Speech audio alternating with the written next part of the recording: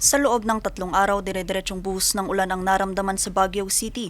Kaya ang residenteng si Fernando na nakatira sa City Camp Lagun na isa sa mga flood-prone areas sa lungsod, laging nakaantabay sa posibleng pagbara ng siltation dams sa lugar. Ito kasi ang daluyan ng tubig sa lugar lalo na tuwing tag-ulan. Di ang pinakuha sa abot, tinawon kami ang mga bakwit.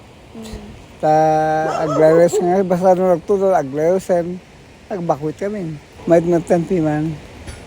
Tangga di dalpas na sa abot, di diretso mo timan. No, umabot lang dito, mabarad doon ni screen, ang ganito lang.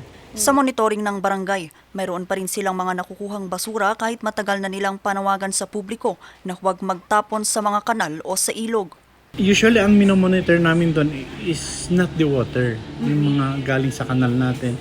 Kasi alam namin na kayang-kaya ng siltation dam i-absorb kahit gano'n kalakas ng ulan for as long as walang basura. So ang minomonitor talaga namin doon, primary is the basura. Meron kaming team na naglilinis agad doon para pag sakaling bumuhos ulit ng malakas na ulan, meron man, konti na lang. Kasi pag pinabayaan mo yun, mag-accumulate yun hanggang sa matakpan yung siltation dam natin, yun na yung nagkukos ng flooding natin.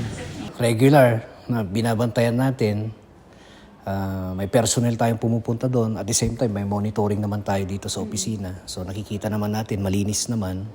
So hopefully, continuous na malinis pa rin yung pumupuntang tubig doon, walang basura, para maiwasan natin na maklag yung ating inlet.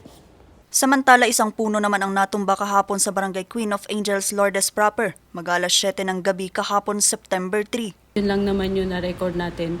So wala tayong na-record at na-monitor na mga major na may mga natumbang puno or soil erosion po. Wala namang nasugatan sa insidente pero pansamantalang isinara ito sa trapiko para sa clearing operation. Napatid din ang ilang linya ng kuryente sa lungsod dahil sa malalakas na hangin. Kagabi naramdaman sa lungsod ang malalakas na pag-ulan at pabugso-bugsong hangin pero humina na rin ito ngayong araw September 4 sa paglayo ng bagyong Enteng sa bansa. So yung 24 hours na monitoring natin, yung kasagsagan, is around 48.4 millimeters. So mas maikli compared to Karina. Bagamat wala na sa bansa ang bagyo, nakaantabay pa rin sila sa epekto ng habagat. Vanessa Bugtong para sa Luzon Headlines.